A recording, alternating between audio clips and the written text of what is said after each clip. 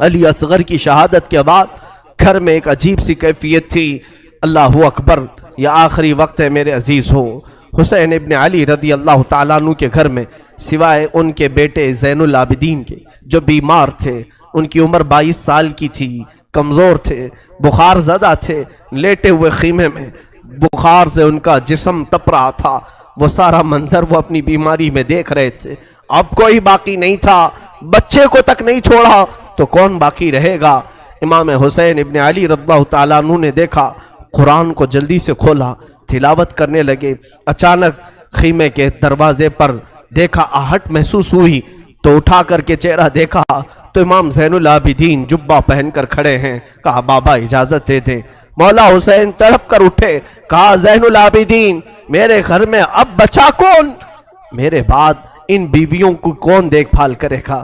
ان عورتوں کو کون لے جائے گا؟ اور میری نسل تم سے ہی تو چلنی ہے. امام سجاد زین العابدین کو مولا حسین نے روک دیا، بستر پر لٹا دیا اور کہا کہ اب میرا وقت ہے، میرا مقام ہے. اسی اثنا میں عورتوں کو کچھ نہیں کہا. فضہ کنیز تھی فاطمہ زہرا کی، بلایا، اے فضہ جاؤ، اندر بیبیوں کے پاس ایک صندوق ہے، اس صندوق میں ایک جبہ رکھا ہے، وہ جبہ اٹھا لاؤ، لیکن خبردار زینب کو مت بتانا، زینب سے مت کہنا. وہ فضہ گئی، جلدی سے وہ صندوق کھولنے لگی اور جبہ اٹھایا تو بی بی زینب دیکھ لی. کہا کیا کر رہی ہو؟ کہا یہ جبہ لے جانے کے لیے مولا نے حکم دیا ہے. وہ دوڑتی ہوئی آئی، لا میں یہ جبہ لے کر کے جاتی ہوں. وہ خود اپنے ہاتھوں سے لے آئی مولا حسین کے خیمے میں اور وہ جبہ لا کر کے دیتی ہیں اور پہناتی ہیں. امام حسین نے کہا زینب تجھے معلوم ہے اماں کہتی تھیں، فاطمہ الزہرا نے کہا تھا حسین یہ جبہ سنبھال کر رکھنا، یہ تیرے بابا حیدر کرار کا ہے جو رسول اللہ نے انہیں دیا تھا اور مجھے وصیت کی تھی فاطمہ تیرا بیٹا جب بھی مصیبت میں آئے تو یہ جبہ اسے پہنا دینا. زینب کہتی ہیں سچ کہہ رہے ہو بھیا، مجھے بھی ماں نے کہا تھا کہ زینب حسین کبھی اگر مصیبت میں آ جائے، اگر وہ جبہ بھول جائے تو اپنی ہاتھ سے پہنانا. دونوں نے ایک دوسرے کو سمجھایا، ماں کی وصیت پر عمل کیا. وہ کیسا منظر تھا جب حسین دولہا کی شکل اختیار کر گئے تھے. رسول اللہ صلی اللہ علیہ وسلم کا امامہ پہنا ہوا ہے اور جبہ مبارکہ حیدر کرار کا جو رسول کا عطا کیا ہوا ہے، جعفر طیار کا پٹا باندھا اور امیر حمزہ رضی اللہ تعالیٰ عنہ کی تبرکات آپ کے ساتھ تھے. تلوار حیدر کرار کی ذوالفقار آپ کے ہاتھ میں تھی. یہ سارا منظر پورے خیمے کو رلا گیا جیسے کوئی جوان شہزادہ دولہا بارات میں جاتا ہے خیمہ حسین سے. یہ پوری تیاریوں کے ساتھ حسین ابن علی نکل رہے تھے. مجھے وہ منظر یاد کر کے بڑا دکھ ہوتا ہے. آج ہم اپنے حجرے سے کبھی نکلتے ہیں تو پھر یاد آتی ہے حسین تو خیمہ گاہ سے نکلے تھے قتل گاہ کی طرف. آج تو ہم امن کے لیے باہر نکلتے ہیں تو سج سنور کر کے نکلتے ہیں. وہ بارگاہ مولا میں نکل رہے تھے. اسی اثنا میں حسین ابن علی رضی اللہ تعالیٰ عنہ کرم اللہ وجہہ الکریم باہر جانے کی تیاری میں ہیں. بیویوں کی ایک آہ نکلی. بی بی زینب نے کہا اور بی بی سکینہ نے کہا، سارے گھر کی عورتوں نے کہا بابا بھیا آپ کس کے حوالے ہمیں چھوڑ جا رہے ہیں؟ حسین ابن علی نے پیچھے عورتوں کی طرف دیکھا، کہا میں تمہیں اللہ اور اس کے رسول کے حوالے کر جا رہا ہوں، سب خاموش ہو جاؤ، میرے بعد کوئی نوحہ نہیں کرنا، میرے بعد کوئی ماتم نہیں کرنا. اس کے بعد صبر کی تلقین کی اور پھر آخری وصیت یہ تھی خاندان نبوت کی بچیاں کبھی بے آبرو نہیں ہوتی، بے حجاب نہیں ہوتی، کسی کا پردہ ہٹنے نہ پائے، کسی کا حجاب سرکنے نہ پائے. ساری بیویوں نے سلام کیا. مولا حسین نکل کر اپنے گھوڑے ذوالجناح پر آئے. یہ بڑا عزیز گھوڑا تھا، حسین ابن علی کا بڑا وفادار گھوڑا ہے. ذوالجناح کو بھی ہم سلام پیش کرتے ہیں کہ حسین کی سواری پوری زندگی بھر وہ لے کر گھومتا رہا. ذوالجناح حسین ابن علی کی پیاس کی وجہ سے جب اسے پانی ملتا تو کبھی پیا نہیں کرتا تھا. یہ روایات بتاتی ہیں حسین ابن علی کے بعد اس گھوڑے نے کبھی پانی نہیں پیا، زندہ تو رہا لیکن کبھی پانی کو منہ تک نہیں لگاتا تھا. وہ ذوالجناح سوار جس کو تیار کر کے خیمے کے باہر کھڑا کیا گیا ہے. مولا حسین جیسی گھوڑے پر بیٹھے، بیویوں کی ایک الوداعی آواز آئی، अलविदाई आवाज आई कि हुसैन जाओ, खुदा तुम्हारा भला करे, अल्लाह तुम्हारा मुहाफिज है। घोड़े को एड़ लगाई मगर घोड़ा आगे नहीं बढ़ता था, घोड़ा आगे नहीं जाता था। जुलजनाह को मौला हुसैन ने कहा, ए जुलजनाह, तूने कभी मेरी नाफरमानी नहीं की, आज तक तूने मेरी कभी हुक्मातुली नहीं की। तो घोड़े को फिर एड़ लगाई और उसके कान पकड़ करके खींचा। वक्त बहुत कम है हुसैन के पास, चल आगे बढ़, चल आगे बढ़, आज तो अपने जौहर दिखा। मौला हुसैन पुकारते रहे, घोड़ा आगे नहीं बढ़ता रहा और घोड़ा झुक करके इशारे से पैरों की तरफ दिखा रहा था। हुसैन इब्ने अली उतर करके देखते हैं, बीबी सकीना सामने दोनों घोड़े के पैर पकड़ कर बैठी और जुलजनाह से कहती है, ए जुलजनाह, क्या तू बाबा को आखिरी बार ले जा रहा है? क्या तू आखिरी बार ले जा रहा है? हमारे घर की तमाम रोशनियां तू ले जा रहा है, हमारे घर का सूरज गुरूब करने ले जा रहा है। बच्ची छोटी सी घोड़े के सामने के पैरों को पकड़ कर बैठी है। मौला हुसैन घोड़े से उतर आए, बीबी सकीना को उठा लिया, गोद में उठा लिया, माथे के बोसे लिए और कहा, सकीना, तुमने अली असगर की मौत पर सब्र किया, अली अकबर पर सब्र किया, सारी लाशें तूने देखी, अब तू अपने बाबा के साथ भी सब्र का मुजाहरा कर, तो अपने बाबा के साथ भी सब्र का मुजाहरा कर। बीबी सकीना को इसी तरह लौटा दिया गया। वो खीमे में जाकर हसरत भरी निगाहों से देखती रह गई, चौखट पर खड़ी रह गई। मौला हुसैन ने घोड़े को एड़ लगाई, घोड़ा छलांग लगाता हुआ मैदान करबला में उतर पड़ा और जैसे ही यजीदियों को ललकारा, फिर एक आखिरी खुतबा हुसैन इब्ने अली ने दिया। मौला हुसैन ने आखिरी खुतबा दिया। वो खुतबा ये था, हम्द और सलात के बाद आपने पुकार कर कहा, ए यजीद की तरफ से आने वाले लश्करियों, क्या तुम मेरी हैसियत को नहीं जानते? अगर तुम्हें मालूम नहीं तो अब भी बहुत सारे सहाबा हैं जिन्होंने रसूल की जुबान से मेरी तारीफ में, मेरी फजीलत में जो हदीसें सुनी हैं, बयान करेंगे, जाओ तुम उनसे सुन लो। सहाबा अब भी बाहयात हैं। क्या मैं फातिमा का बेटा नहीं हूँ? क्या मैं हैदर करार अली मुर्तदा का शहजादा नहीं हूँ? क्या रसूलुल्लाह ने मेरे लिए ये नहीं फरमाया कि हसन हुसैन जन्नती जवानों के सरदार? क्या तुम्हें मालूम नहीं, मेरे आका मेरे लबों के बोसे लिया करते थे, मेरी गर्दन को सूंघा करते थे, क्या मेरा खून तुम्हारे लिए हलाल है? ये तकरीर इतनी लंबी हो गई। हुसैन इब्ने अली की इस आवाज पर यजीदियों में सन्नाटा छा गया, कई लोगों की आंखों से आंसू भी निकल पड़े। और यजीदियों में जब ये माहौल हुआ तो शिम्र जिल जोशन, अम्र बिन साद, जो बदबख्त अजली थे, उन्होंने भड़काना शुरू किया और बीच तकरीर में ही इमाम के तीर बरसाना शुरू किया। हुसैन इब्ने अली रज़ियल्लाहु ताला अन्हु के दरमियान तकरीर आपके लबों की तरफ तीर बरसाना शुरू किया। कहा कि बंद करो अब अपना बयान, तकरीर बंद करो, मुकाबले के लिए तैयार हो जाओ। इमाम हुसैन ने देखा कि ये अब किसी तरह बाज आना नहीं चाहते, मेरा खून पी करके ही इन्हें सुकून मिलेगा। तो आपने फिर अपनी तलवार लहराई, जो सामने आता था उसे काटते चले गए, जो जिस तरह से आता था उसे कत्ल करते गए। हुसैन इब्ने अली इतनी मर्तबा खीमे की तरफ आते थे और अपनी बीवियों को देखते और फिर चले जाते थे। ये दोपहर का वक्त था, जोहर का वक्त करीब आया और हुसैन इब्ने अली रज़ियल्लाहु ताला अन्हु, अंदाजा करें, वो 56 साल की बुढ़ापे की उम्र है, जो 3 दिन से प्यासा है, 3 दिन से भूख की शिद्दत अलग है, और फिर जो जवानों की लाशें उठाया वो अलग मसला है। मियाँ 2-4 ईंटें उठाओ तो तुम्हारे कंधे दुखने लग जाएंगे, 2-4 पत्थर उठाओ तो तुम्हारे हाथ में वर्म आ जाएंगे, हमने देखा है। और तन्हा हुसैन रज़ियल्लाहु ताला अन्हु ने 1-2 नहीं, तकरीबन 40 लाशें उठाई दिन भर में, 40 से ज्यादा लाशें उठाई, बच्चों की अलग, जवानों की अलग, बूढ़ों की अलग। उन लाशों को उठा करके वो बूढ़ा जिस्म क्या कमजोर नहीं हुआ होगा? प्यास अलग है, भूख अलग है, बीवियों का रोना अलग है, उन्हें बेबसी पर छोड़कर आना ये गम अलग है।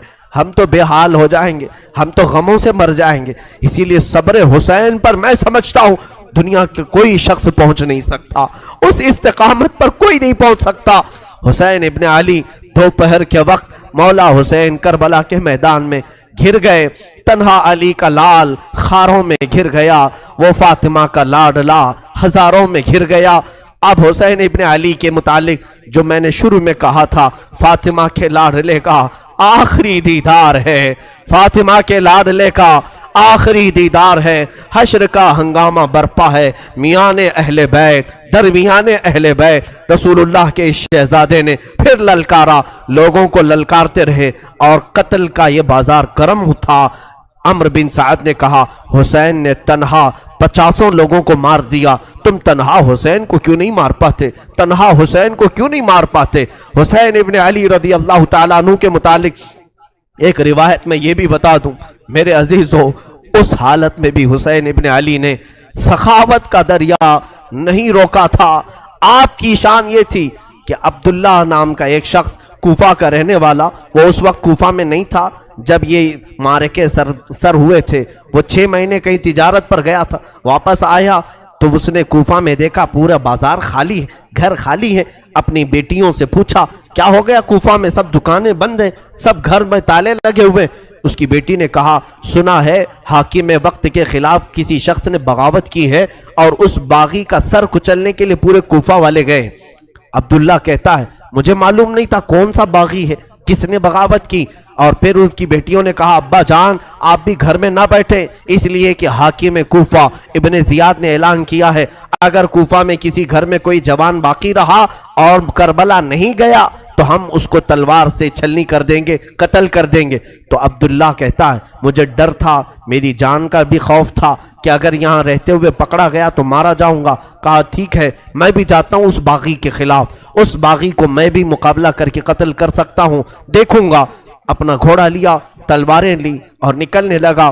بیٹی نے کہا بابا جان بہت سارا لشکر گیا ہے اس باغی کو قتل کرنے کے لیے، آپ بھی اس لشکر میں مل جائیں، اور سنا ہے جنگ کے بعد مال غنیمت ہاتھ آتا ہے، مال غنیمت ہاتھ آتا ہے، جو بھی مال ملتا ہے وہ فوجیوں میں بانٹا جاتا ہے۔ بابا جان مجھے یمنی عقیق پتھر بڑا پسند ہے، یمن کا عقیق پتھر بڑا پسند ہے، اگر وہ مال غنیمت میں مل جائے تو لیتے آ جانا۔ عبداللہ اپنی بیٹی کو رخصت کر کے آیا، وہ کہتا ہے دوپہر کا وقت تھا جب میں کربلا میں پہنچا، یہ 10ویں محرم تھی، میں نے دیکھا ایک شخص گھوڑے پر بیٹھا ہے اور اس کے پیچھے 40-50 لوگ دوڑ رہے ہیں، کوئی ادھر سے آ رہا ہے کوئی ادھر سے آ رہا ہے۔ میں نے لوگوں میں سے کوفیوں میں سے ایک سے پوچھا کہ ایک ہی آدمی ہے؟ تم نے کہا تھا باغیوں کی جماعت ہے، ایک ہی آدمی ہے اور 50-50 لوگ اس کے پیچھے دوڑ رہے ہیں۔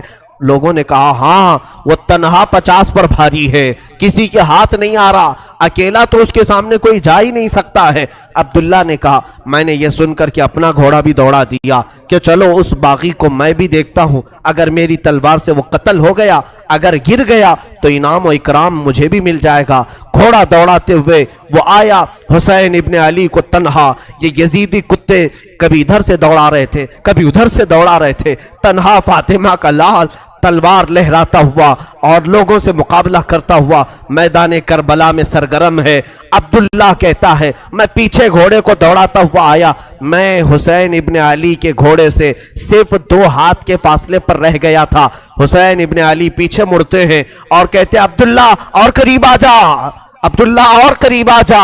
میں ڈر گیا یہ کون باغی ہے جو میرا نام بھی جان رہا ہے، میرا نام جانتا ہے۔ عبداللہ کہتا ہے مجھے تھوڑی سی جسم میں کپکپاہٹ ہو گئی، خوف سا ہو گیا کہ یہ مجھے جانتا کیسے ہے، کہیں میرے پہچان والا تو نہیں۔ میں اور آگے بڑھ گیا، جیسے ہی میرا گھوڑا اس کے گھوڑے کے قریب لگایا، حسین ابن علی نے اپنی انگلی سے انگوٹھی نکال کر کے کہا جا تیری بیٹی نے یمنی عقیق جو مانگا تھا اسے دے دینا، اس میں نگ جو لگا ہے وہ یمنی عقیق کا ہے، یمنی عقیق کا نگ لگا ہے۔ کیا تو اپنے گھر سے نکل رہا تھا؟ تیری بیٹی نے عقیق نہیں مانگا تھا؟ عبداللہ کہتا ہے اسی دن مجھے احساس ہوا نبی کیا ہے، نبی کے شہزادے کیا ہے، نبی کا علم کہاں ہوگا۔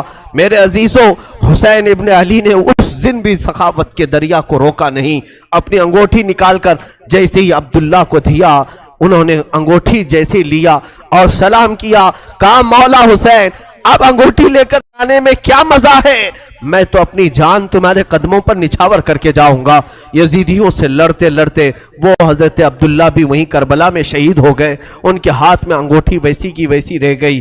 مولا حسین उस वक्त भी नवाजना नहीं छोड़ते हैं, अता करना नहीं छोड़ते हैं। इसीलिए ये सखावत का घराना है, ये सखी लोगों का घराना है। उस घराने में इनकी परवरिश हुई है जहां 5 दिन भूखे रहने के बाद भी अगर कोई फकीर आता तो उसे ये नवाज दिया करते थे, घर की सारी ग़िज़ाएं दे दिया करते थे। मौला हुसैन रज़ी अल्लाह ताला उन यजीदियों के जत्थे में ऐसे घिर गए थे। दोपहर का वक्त आया, अचानक आपको एहसास हुआ जुमा का दिन है, आज पूरी दुनिया में मेरे नाना का खुतबा पढ़ रहे होंगे लोग और जुमा की इमामतें हो रही होंगी। हुसैन यहाँ पर तन्हा है, जुमा की नमाज भी नहीं हो रही है, मुसाफिर पर जुमा नहीं है, लेकिन जुमा के वक्त का एहतराम तो करना ही चाहिए था। आपने उनसे कहा, ए लोगों, हाँ मैं जानता हूँ मुसाफिर पर जुमा नहीं, क्या इस वक्त का एहतराम भी नहीं करोगे? जंग बंदी नहीं कर सकते, जंग थोड़ी देर के लिए रोक नहीं सकते कि इस वक्त का एहतराम बाकी रहे? इसी असना में आपने कहा 2 रकअत नमाज पढ़ने की इजाजत मिल जाए। अल्लाह अल्लाह, हुसैन तुम्हारे सजदों को सलाम। दुनिया आज भी कत्ल होने वाले से आखिरी ख्वाहिश पूछती है, तो आखिरी ख्वाहिश लोग ये बताते हैं घर वालों से मिल लूँगा, फलां वसीयत कर दूँगा, ये जायदाद के पेपर देख लूँगा। हमारी वसीयतें, हमारी ख्वाहिशात दुनियावी होती हैं। मौला हुसैन ने आखिर वक्त में अगर कोई तमन्ना की थी 2 रकात नमाज पढ़ने की, 2 रकात नमाज पढ़ने की। यजीदियों ने कहा कि आप नमाज पढ़ लें। घोड़े से जुलजना से नीचे उतरे थे, मौला हुसैन रकात नमाज की बांध ली और बिल्कुल इत्मीनान और सुकून के साथ नमाज पढ़ते रहे। किसी का ख्याल नहीं किया, वो तलवारों की झनकार में भी खौफ नहीं था, कोई डर नहीं था। रुकू इत्मीनान से हो रहा है, सजदा इत्मीनान से हो रहा है। पहली रकात भी मुकम्मल हुई, दूसरी रकात में गए। अम्र बिन साद और शिम्र ज़िल जोशिन ने पुकार करके कहा, ए जालिमों, अब क्या देखते हो? ये अच्छा मौका है, इस हुसैन का खात्मा कर दो, यहीं पर इसका काम तमाम कर दो। खोली बिन यजीद नाम का जालिम बदबख्त अजली करीब आया और सर इमाम हुसैन पर चढ़ गया। अल्लाह अल्लाह, लोगों ने ये तक लिखा है आपके जानू मुबारक पर जब सजदे में आदमी घुटने लगाता है तो एक शख्स ने उनकी रान पर पैर रखा, दूसरा घुटना हुसैन इब्ने अली की पीठ पर रखा, घुटना रख करके उनके ऊपर जोर दिया। मौला हुसैन की सर मुबारक जब सजदे में था, एक जालिम वहशी ने अपनी तलवार से आपकी जुल्फों को हटाया, जुल्फों को हटाया। आपकी जुल्फें चेहरे का हाला बनाई हुई थी, सजदे में गिरी हुई थी। हुसैन इब्ने अली ने इनकी आहट पा करके भी सजदे से सर नहीं उठाया, सर का इमाम का सजदे ही में रहा। यकीनन इमाम ने सोचा होगा अब सर उठाए तो जालिमों के लिए क्यों उठाए, वो सर ही बेहतर है जो मौला के हुजूर झुक जाए और इसी असना में मौला के हुजूर पहुंच जाए। एक जालिम ने आपकी गर्दन पर तलवार रखी और जोर से काट दिया। उस प्यासे इमाम को बिना पानी के, बिना किसी खाने के ज़बह कर दिया गया। वो ज़िब्ह अजीम है। मौला हुसैन तेरी शहादत पर लाखों सलाम। इन्ना लिल्लाहि व इन्ना इलैहि राजिऊन।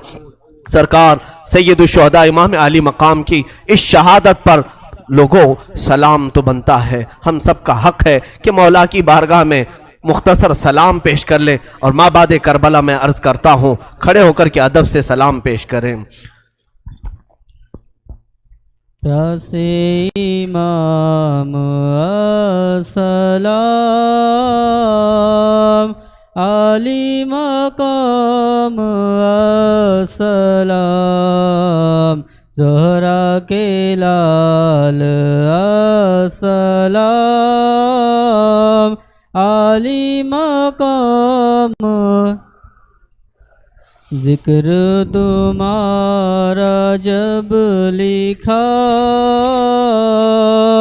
रोने लगा कलम हुसैन, कैसे मैं वाक़ियाते गम हासिल करूँ रकम हुसैन। लेते रहेंगे हश्र तक आपका नाम हम हुसैन। प्यासे इमाम अस्सलाम, عالی مقام السلام زہرا کے لال السلام عالی مقام کربلا کے جانثاروں کو سلام کربلا کے جانثاروں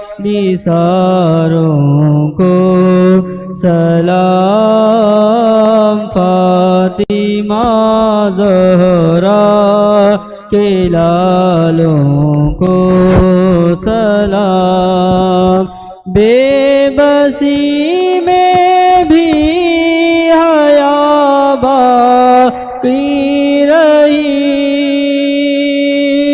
بے بسی میں بھی حیا باقی رہی سب حسینی پردہ داروں کو سلام کربلا کے جانثاروں کو سلام فاطمہ زہرا کے لالوں کو 3 دن کے بھوکے پیاسے یا نبی 3 دن کے بھوکے پیاسے یا نبی آپ کی آنکھوں کے پیاروں کو سلام کربلا کے جانثاروں کو سلام فاطمہ زہرا کے لالوں کو سلام ہو گئے قربان محمد اور ہو گئے قربان محمد اور سیدہ زینب کے پیاروں کو سلام کربلا کے جانثاروں کو سلام فاطمہ زہرا کے لالوں کو جس کسی نے کربلا میں جان دی جس کسی نے کربلا میں جان دی ان سبھی ایمانداروں کو سلام ان سبھی ایمانداروں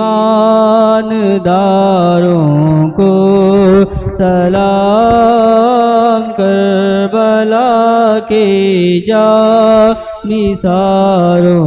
کو سلام فاطمہ زہرا کے لالوں کو سلام جو حسینی قافلے میں تھے شریک جو حسینی قافلے میں تھے شریک کہتے ہیں عطار ساروں کو سلام کربلا کے جانثاروں کو سلام فاطمہ زہرا کے لالوں کو سلام تشریف رکھیے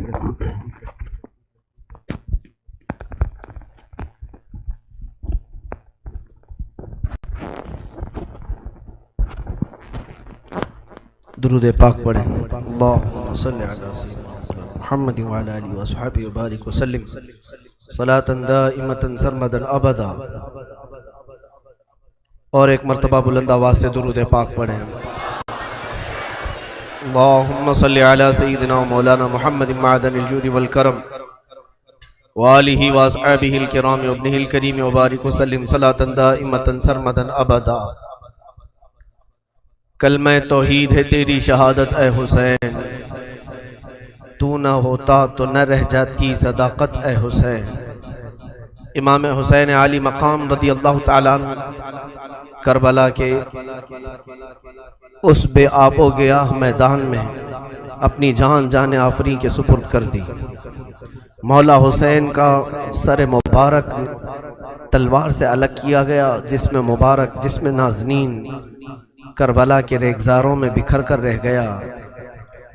اب اندازہ کرو جو امام حسین ہر ایک کا لاش شاہ اٹھا کر لاتے تھے، حسین ابن علی کے لاشے کو اٹھانے والا اب کوئی باقی نہیں تھا. کوئی خیمے کی طرف سے اب آتا ہوا نہیں دکھائی دیتا تھا.